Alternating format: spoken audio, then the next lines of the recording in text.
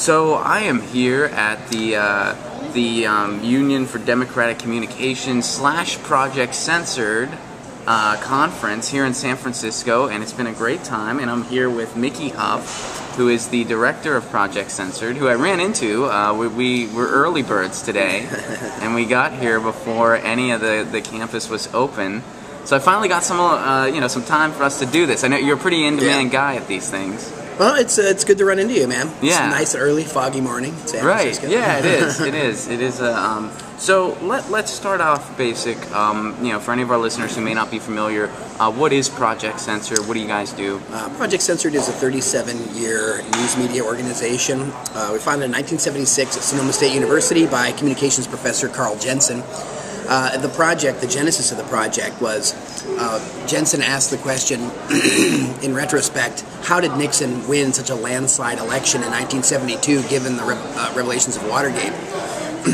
As people may know, Watergate didn't break until later, but that's only in the corporate media, like the Washington Post. The alternative or independent media had been covering Nixon's scandals for a long time, and so Jensen, who fancied himself pretty media literate, was shocked that he had missed it, and so he started paying a lot more attention to independent media and asked a basic question: what else am I missing? What else are we not seeing? What else is delayed for 2 years, 6 years, forever? And that was really the start of the project. And the interesting thing about Project Censored is we're also a media literacy organization. We do an annual book with 7 Stories Press out of New York.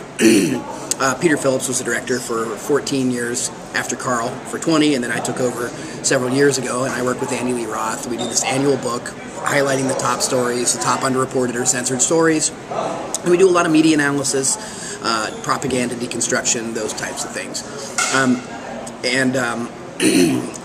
We're now branched out from Sonoma State. We're not simply at one place. The last book, for example, we had 18 different colleges, over 200 students, 60 professors, this kind of thing. So we've been really branching out with the main message is we're anti-censorship, of course. We're pro-free press, and we're also pro-independent free press, not corporate press. And we believe in radical journalism, grassroots for community reporting, and so that's what we celebrate every year in our publications. Great. So let me ask you this then, because I like to ask everybody this at some point, and it's kind of just related to their media diet. So what is first of all, what are some of the routes Project Censored takes when they research stories, and what is kind of your personal media diet? Where are some places you like to go? Well, on a daily basis, I look at everything, from Fox and NBC and CNN to PBS, NPR, of course, some of the major daily newspapers, these types of things, but also, too many different blogs and independent news sources to even really mention, including right libertarian sites, left progressive sites.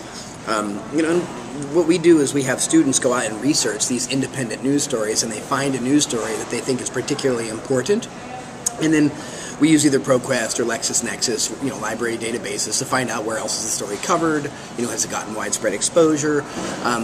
So this kind of gets into our definition of censorship, which is anything that interferes with the free flow of information in a society that purports to have free press principles. So censorship isn't just the story that's never published, right? That's more a traditional definition. But censorship is the subtle, yet ever-present manipulation of stories or sliding of content of stories. So even if you have, say, like the New York Times cover a particular story, that doesn't mean they cover all facets of the story, right? And so there's a part of the narrative that's missing. And what we train students to do is not just look to see where the stories are covered, but also to look to see how they're covered. So if they do get coverage in say, a bigger corporate media outlet, particularly television, right? That's millions of potential viewers. Then we ask them to say, well, how is the content of the story? So we also do content analysis. We do factual vetting. Students take stories to professors who are experts in the field to look at them to see if they're accurate, right? And then we call them validated independent news stories. We put them on our website, projectcensored.org, and we have a team of judges and professors and media scholars and so on every year that go back and re-vet the stories, look at the stories, and then rank the stories in a top 25 list, so to speak.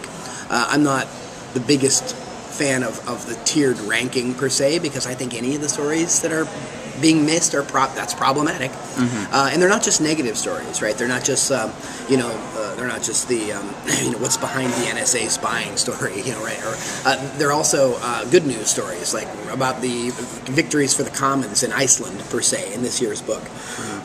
So again, our media diet, so to speak, is pretty broad, pretty vast, and like I said, we do this year round. We finish. We nominate stories from April to April each year in an academic cycle, and then we basically have 3 months to finish up the book, send it into 7 Stories Press, and then it comes out that fall for course adoptions. And while we're finishing and editing, it's 400 some odd pages every year. While we're doing that, we're starting doing the next cycle. So it's pretty ongoing, and so we're pretty saturated as far as news sources go, independent alternative news sources. But we're excited to find more all the time. Wonderful. So this is my first time attending this conference, and I'm only so familiar with the union. I kind of was, a colleague of mine referred me to them, and I looked more into it. So how did you guys become affiliated? How did this become a joint conference? There are a lot of people in UDC that have known about Project Censored for years. There's people that work with Project Censored that had also been involved in UDC for the last several years. James Tracy, for example, had been was involved in both organizations. But the real connection for us was the late Brian Murphy. Sadly, Brian Murphy passed away this summer, just when he finished completing a chapter for our book on AFRICOM. And Brian is the one that actually came and approached us. Brian was a judge with us. Brian worked with us. Brian he was a new member of our board of directors at the Media Freedom Foundation. And he was really excited about the idea of doing this joint conference, Radical Journalism Conference. And we said, that's us. He's like, yeah, I know. He's like, so I think it would be great to get Project Censored and Union of Democratic Communications in the same place. And Dorothy Kidd at the University of San Francisco Media Studies Center is involved, and the whole thing sort of just took off from there, and here we are in San Francisco. Project Censored is based in the San Francisco Bay Area. So not only it was a great geographic match, our paths in terms of our interests at UDC and PC cross. So we thought it was a great partnership and a great place to really launch what we think is a serious grassroots radical journalistic movement that is built from the bottom up, that works through educators and students and community members alike. And also that moves beyond the media reform movement, right? Beyond attenuating dials at the FCC and lobbying Congress and so forth. I mean, there are great media reform organizations like Free Press, but they only go so far. They're a $4 million annual organization. They have 6-figure salaries. They lobby Washington.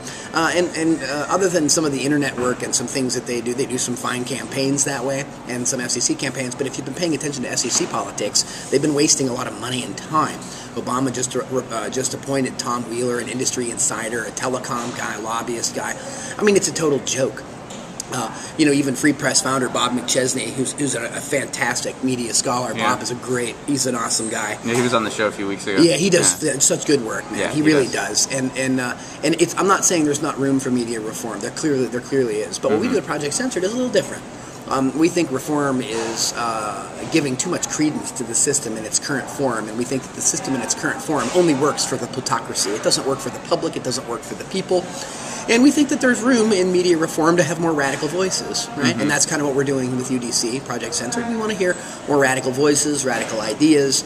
Some of the people over the reform organizations, they're down with that. But they also have a lot of foundation money. And if they get too radical, or if they start talking about too many stories that the foundation folks maybe don't want to talk about or hear about, controversial stories like election fraud and anomalies with 9/11 and problems with the 9/11 Commission report and these kind of things, all of which, by the way, are factually documented. But they're a little too third rail, in terms of the political structure in the United States. And it's not that you can't talk about those things, but you can't usually talk about those things and maintain 6-7-figure foundation grant funding. So that's a problem. And Peter Phillips and I have a radio show on KPFA every Friday morning, Pacifica, and that's a place where you can really incubate, radical grassroots community journalism. And we think that those are, some models that there's plenty of room in the spectrum of activists to explore. Well, so, yeah, you kind of bled into what I wanted to talk about next. Cause I was going to ask you, you did talk about, just sort of, the difference between grassroots activism and stuff like that, and then going straight to reform and straight to policy. But my question was, one of the things that was going through my mind, do you think that in some ways, like, one kind of scratches the other's back as well? Because when you look at the anatomy of a revolution, usually when change is demonstrated through action, through radical journalism, and through community organizing, and through, creating a better media, policy will inevitably follow. And I kind of contend that we are going to need some policy help here. Well, that's a really complicated scenario. Because historically, I'm a history professor, historically there clearly are movements that bubble under the surface that eventually can manifest in some serious changes. They come from the bottom, but eventually they do become acknowledged by the institutions of the society, and that's what we would call reform, right? Where the institutions of the society recognize a social problem or a problem with inequality, and they address it and they deal with that.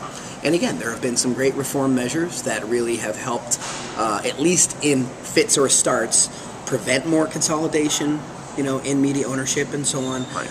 Try to fight to keep the internet free, net neutrality. Again, so I'm not going to pretend that those are not real and important issues. They're very important. And those organizations, reform organizations, have done really well, and they have a very important role to play in that area. However, in the so-called back-scratching game, we often feel that there's not a lot of the back scratching. There's sort of a pushing off the table because some of these organizations don't want to hear more of the radical ideas and sometimes are worried that the radical ideas might interfere with their reform objectives. So while we have mostly been happy to work within reform circles to try to influence them and drive them to a further radical, meaning back to the roots of the problem, kind of edge, I can't necessarily say the same for all the people in the media reform movement, many of whom have distanced themselves from groups like UDC and Project Censored. I wish it were a more reciprocal, symbiotic kind of relationship, because I think that that's probably where we would see some significant strides, right? Where each of these angles and each of these avenues would really help push the other. And I don't think that's outside of the possibility. Meaning, I don't think it's outside the spectrum of possibility in terms of reaching some gradual fruition. But the way things are right now, communications policy in the U.S. is actually getting worse. It is getting more consolidated. We see much more corporate influence than ever before. With that, we still have the hope of things like the internet to keep it open. But if you see what's going on the internet, and McChesney probably talked about this when he was on the show. Yeah, he talked about digital disconnect. It's not looking great. Right. The potential is phenomenal. Where it's heading, not terribly egalitarian or small d democratic. And we think that needs to have a more radical contingent of people addressing it to take it apart. Because I don't think that asking the FCC to do something is really going to change that. Right. Yeah, no, I can see that. I mean, it's kind of like you need to demonstrate through action, and then finally, once there's such a big demand for policy change, it will happen. Yeah, and I think people are turning away from corporate media in record numbers. Yeah. Opinion journalism is the order of the day. MSNBC leads the way with 85% of their news media coverage is opinion journalism, and people are turning away. They want to see hard news. They want to see real news stories, and they're looking for somewhere to go. They don't know where to go because they keep watching the corporate-controlled cable news channels. So they're turning it off. We hope they turn on to independent sources. Hey, Jim, how you doing, man? Good, how are you? Good to see you. You too.